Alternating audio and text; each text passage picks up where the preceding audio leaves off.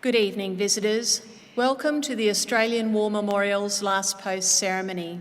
My name is Melanie Cassar, and joining us today from the Royal Australian Air Force is Warrant Officer Gerard Goff. This evening, we warmly welcome the family of Private Albert Edward Neall, whose story will be told shortly. We welcome the veterans who have served, those that are still serving, and the families that love and support them. We acknowledge the members of RSL Services Clubs Association, RSL Victoria, and RSL Queensland, who are watching the broadcast of this ceremony across Australia. During this evening's ceremony, wreaths will be laid at the base of the Pool of Reflection by family and visitors to the memorial. If you are able, please stand and join in singing the National Anthem.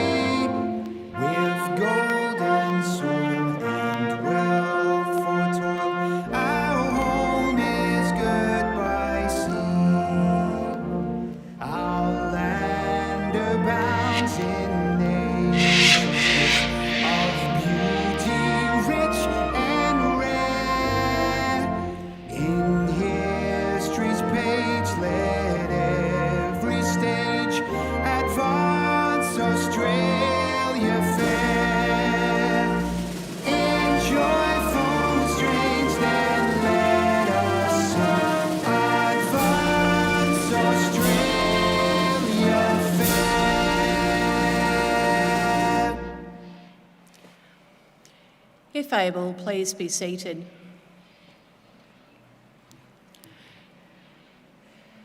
The Australian War Memorial was the vision of Charles Bean, Australia's First World War official historian. Bean landed with the Australian troops on Gallipoli and stayed with them at the front through to the end of the war. The idea of this national memorial and museum came to him at Pozières, France, in the depths of the bloody fighting of 1916. Bean's idea was that this would be a place where family and friends could mourn loved ones buried in faraway places. It would also be a place that could help all Australians understand what these men and women had endured and what they had done for us. Bean's vision, to which we remain true, is best expressed as inscribed in the entrance to the memorial's galleries. Here is their spirit, in the heart of the land they loved, and here we guard the record which they themselves made. Tonight we will read the story behind just one of those on the Roll of Honour, which lists the names of more than 102,000 men and women who have given their lives for us in war and on operations for more than a century. But first we present a lament, Flowers of the Forest. Wreaths or floral tributes will now be laid at the base of the Pool of Reflection.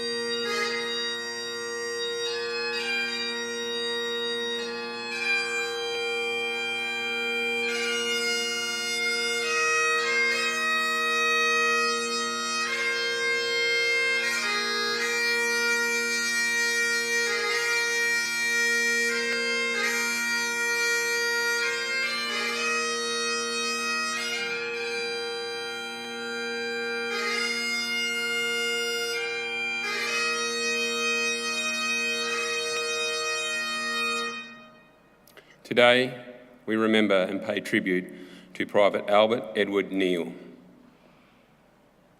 Albert Neall was born on the 4th of February 1888 in Malala, South Australia, one of 3 children born to William and Fanny Neall. Known to family and friends as Alb, Neall grew up in Mount Lofty.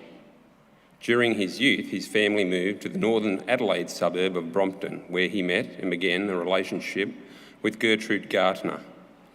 The pair was married in Brompton on the 20th of July 1912. At the outbreak of the First World War, Neall, Gertrude and their young son William were living at 119 West Terrace in Adelaide. Gertrude was pregnant with their second child when Neall enlisted for service with the Australian Imperial Force on the 2nd of August 1915. After completing an initial period of training, Neall was allotted to reinforcements to the 27th Battalion. On the 27th of October, Private Neall embarked with other reinforcements from Outer Harbour, Adelaide, aboard the transport ship Benalla, bound for Egypt. Neall arrived in Egypt in December and was sent to the 7th Training Battalion. In early February 1916, he was hospitalised for a little over a week with a minor dental issue. He returned briefly to his training battalion before being taken on strength of the 10th Battalion at the end of the month and became a member of D Company. The 10th Battalion sailed for France at the end of March, disembarking at Marseille in early April.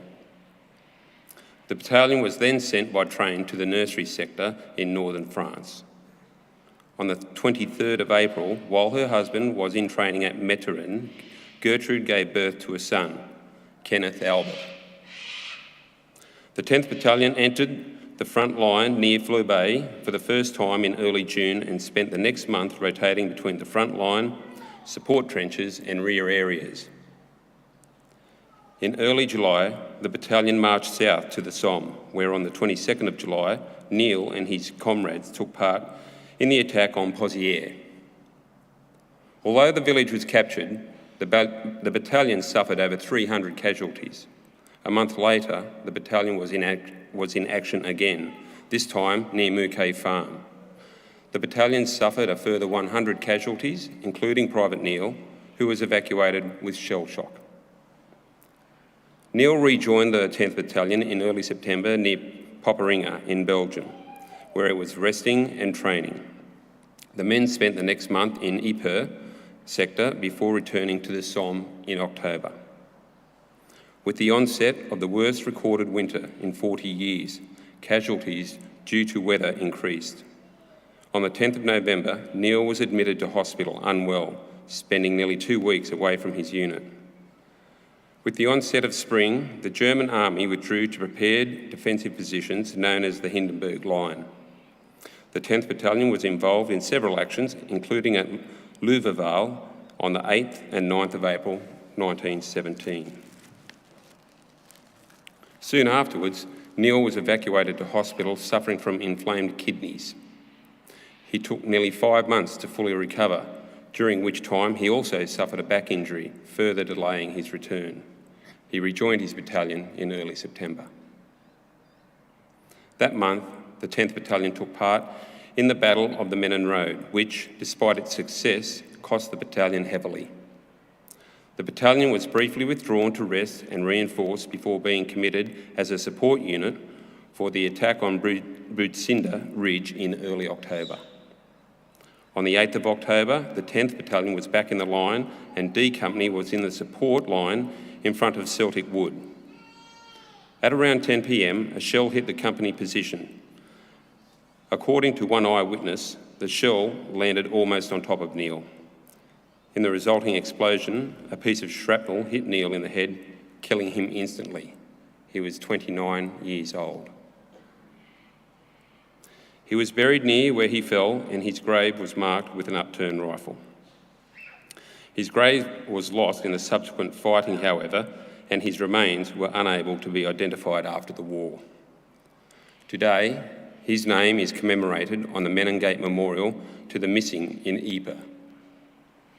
His name is listed on the roll honour on my right amongst almost 62,000 Australians who died while serving in the First World War. His photograph is displayed today beside the pool of reflection. This is but one of the many stories of service and sacrifice told here at the Australian War Memorial. We now remember Private Albert Edward Neall, who gave his life for us, for our freedoms, and in the hope of a better world.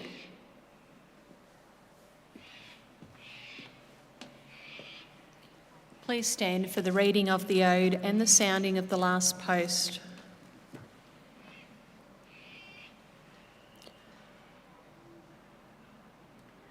They shall grow not old, as we that are left grow old. Age shall not weary them, nor the years condemn.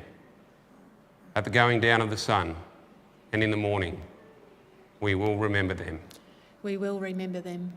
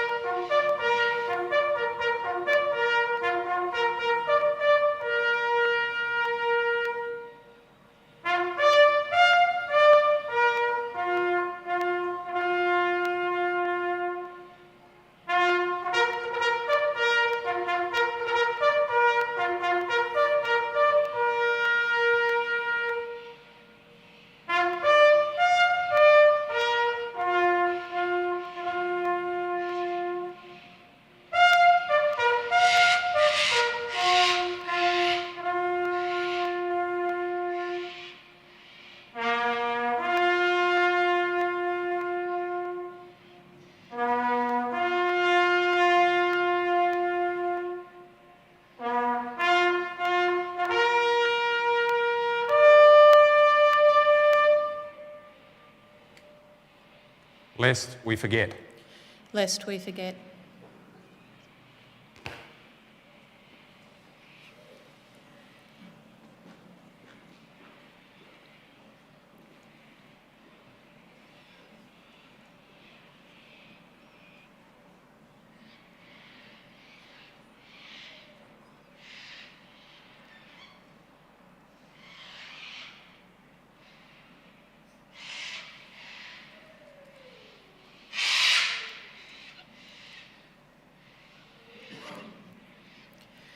We leave you this evening with the words of the memorial's founder, Charles Bean.